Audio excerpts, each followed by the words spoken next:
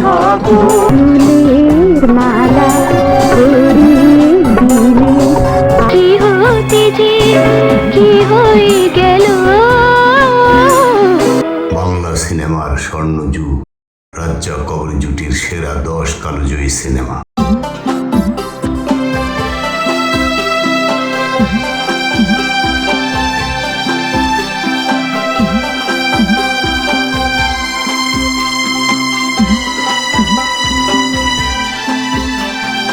রাজ্জাক কবরী বাংলা চলচ্চিত্রের ইতিহাসে এক অবিচ্ছেদ্য এবং চিরসবুজ জুটির নাম। রূপালী পর্দায় তাদের রসায়ন আবেদন তৎকালীন সময়ে এতটাই তীব্র ছিল যে দর্শক তাদের বাস্তব জীবনে জুটি হিসেবেও কল্পনা করতেন। ইউটিউব দর্শকদের জন্য তথ্যবহুল গবেষণামূলক প্রতিবেদন নিয়ে হাজির হয়েছি বন্ধুরা। আমি মোক্তাল হোসেন মুক্তি, কণ্ঠশিল্পী, সঙ্গীত শিক্ষক এবং একজন মুক্তিযোদ্ধা। হ্যাঁ বন্ধুরা, আমার চ্যানেলটি সাবস্ক্রাইব করলে, শেয়ার করলে আমি উপকৃত হব। এবং আমার আরও একটি চ্যানেল রয়েছে, যে চ্যানেলটি আমি মনিটাইজেশন পেয়েছি, মুক্তিজ ক্রিয়েশন। সেই চ্যানেলটিতেও আপনারা কবি, শিল্পী, সাহিত্যিক, গায়ক, গায়িকা, নায়ক, নায়িকাদের জীবনী এবং তাদের জীবনের অজানা তথ্যগুলো দেখতে পারেন। হ্যাঁ বন্ধুরা, আমি বৃদ্ধ মানুষ, আমার বাংলা উচ্চারণের ভুল ত্রুটি ক্ষমা করে দেবেন। অনেক সাধের ময়না আমার। বাংলা চলচ্চিত্রের সোনালী যুগের কথা মনে করলেই যে দুটি মুখ আমাদের চোখের সামনে সবার আগে ভেসে ওঠে, তারা হলেন নায়ক রাজ্জাক এবং মিষ্টি মেয়ে কবরী। ফুলের মালা পরিয়ে দিলে। ওপার বাংলায় যখন উত্তম সুচিত্রা জুটির জয় জয়কার, ঠিক তখনই এপার বাংলায় শুরু হয়েছিল রাজ্জাক কবরী যুগের রসায়ন। পর্দায় তাদের রোমান্টিক সংলাপ, চাহনি আর নিখাদ অভিনয় তৎকালীন দর্শকদের আবেগের চরম শিখরে নিয়ে গিয়েছিল। আজকের গবেষণামূলক প্রতিবেদনে তুলে ধরব এই কিংবদন্তি জুটির সেরা 10টি মাস্টারপিস সিনেমা, যা দেখার পর আপনিও ফিরে যাবেন সেই সাদা কালো যুগের জাদুকরী ভালোবাসায়। তাই স্কিপ না করে, না টেনে পুরো ভিডিওটি শেষ পর্যন্ত দেখার অনুরোধ রইল বন্ধুরা।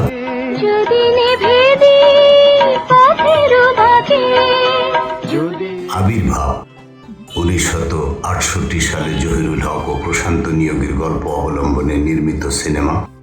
পরিচালক সুভাষ দত্ত। আবির্ভাব 1968 সালের চলচ্চিত্র। সুভাষ দত্ত পরিচালিত 1968 সালে মুক্তিপ্রাপ্ত বাংলাদেশের স্বাধীনতা পূর্ব বাংলা ভাষার চলচ্চিত্র। আবির্ভাব বাংলাদেশের স্বাধীনতা পূর্ব একটি পূর্ববঙ্গীয় বাংলা ভাষার চলচ্চিত্র। জহিরুল হক ও প্রশান্ত নিয়োগীর লেখা কাহিনী নিয়ে ছবিটি পরিচালনা করেছেন সুভাষ দত্ত এবং তিনি এই ছবিতে একটি চরিত্রে অভিনয় করেছেন। আমি যে তোমারই সে কি জানে না। ছবির প্রধান চরিত্রগুলোতে অভিনয় করেছেন রাজ্জাক কবরী, আজিম, শর্মিলী আহমেদ, আনোয়ার হোসেন, সুভাষ দত্ত ও নারায়ণ চক্রবর্তী। এছাড়াও বিভিন্ন চরিত্রে অভিনয় করেছেন মাস্টার ছোটু, মাসুম, অরুণ কুমার, আফজাল, মেহেদি, আহাদ আলী, ফরিদ আহমেদ, তারু, মজিদ সহ আরো অনেকে। আবির্ভাব ছবির সঙ্গীত পরিচালনা করেছেন বাংলাদেশের বিখ্যাত সঙ্গীত পরিচালক সত্য সাহা। বাজে না কেন যে মনোবাসী। সুভাষ দত্তের এই ছবিতে সন্তানহীন এক মায়ের আবেগ এবং মানবিক মূল্যবোধের এক অসাধারণ প্রতিফলন দেখা যায়। ছবিটি সে সময় ব্যাপক ব্যবসায়িক সাফল্য পায় এবং শর্মিলী আহমেদকে একজন শক্তিশালী অভিনেত্রী হিসেবে প্রতিষ্ঠিত করে। এটি ফ্রাঙ্কফুর্ট চলচ্চিত্র উৎসবে একটি সম্মানজনক পুরস্কারও জয়লাভ করেছিল। তুমি কখন এসে দাঁড়িয়ে আছো আমার অজান্তে। এটি রাজ্জাক কবরী জুটির প্রথম দিকের অত্যন্ত দর্শকপ্রিয় সিনেমা। সিনেমাটির প্রতিটি গান ছিল ব্লকবাস্টার হিট, যার মধ্যে তুমি কখন এসে দাঁড়িয়েছ গানটি আজও মানুষের হৃদয়ে গেঁথে আছে। নীল আকাশের নিচে 1969 সালের নারায়ণ ঘোষ, মিতা পরিচালিত, প্রযোজক ইসমাইল হোসেন। নীল আকাশের নিচে 1969 সালে বাংলাদেশের স্বাধীনতা যুদ্ধ পূর্বকালে মুক্তিপ্রাপ্ত একটি বাংলাদেশি চলচ্চিত্র। কাহিনীকার ইসমাইল মোহাম্মদ একটি কাহিনী তৈরি করেন এবং ছবিটি পরিচালনা করেছেন পরিচালক নারায়ণ ঘোষ, মিতা। তৎকালীন বাঙালি পরিবারের গল্পই ছবিটির প্রধান উপজীব্য বিষয় ছিল। নীল আকাশের নিচে আমি রাস্তা চলেছি একা। ছবিতে প্রধান দুইটি চরিত্রে অভিনয় করেছেন নায়করাজ রাজ্জাক ও কবরী। এছাড়াও গুরুত্বপূর্ণ কিছু চরিত্রে অভিনয় করেছেন আনোয়ার হোসেন রোজি, সামাদ, হাসমত, সিনা, এনাম আহমেদ, রাব্বানি, কুরেশি সহ আরও অনেকে। গবেষণামূলক তথ্য, পারিবারিক এবং রোমান্টিক ঘরানার এই সিনেমাটি এই জুটিকে অমরত্ব এনে দেয়। ছবিটির হেসে খেলে জীবনটা, নীল আকাশের নিচে আমি গানগুলো ঢালিউডের ইতিহাসের অন্যতম সেরা ক্লাসিক গান হিসেবে পরিচিত। ওই ছবি আমাদের হিট হয়েছে, কিন্তু ওরকম আর হয়নি রাজ্জাকের সাথে যেমন হওয়ার কথা। ময়নামতি 1969 সাল, পরিচালক কাজী জহির, প্রযোজনা চিত্রা ফিল্মস, নির্মাণের কাল 1969। গবেষণামূলক তথ্য, ট্রাজিক রোমান্টিক ধারার এই সিনেমাটি তৎকালীন সময়ে ব্যাপক ব্যবসা সফল হয়। রাজ্জাক ও কবরীর কান্না শীত অভিনয় দর্শকদের হল থেকে চোখ মুছতে মুছতে বের হতে বাধ্য করেছিল। কি হলো হরিণ হরিণ নয়ন কেন ছলো ছলো?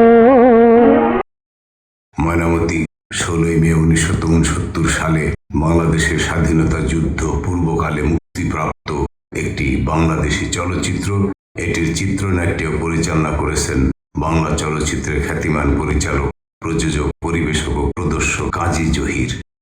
কাহিনী ও সংলাপ লিখেছেন বাংলাদেশি সব্যসাচী লেখক সৈয়দ শামসুল হক। প্রযোজনা করেছেন বাংলাদেশি চলচ্চিত্র অভিনেত্রী, নৃত্যশিল্পী ও প্রযোজক চিত্রা সিনহা।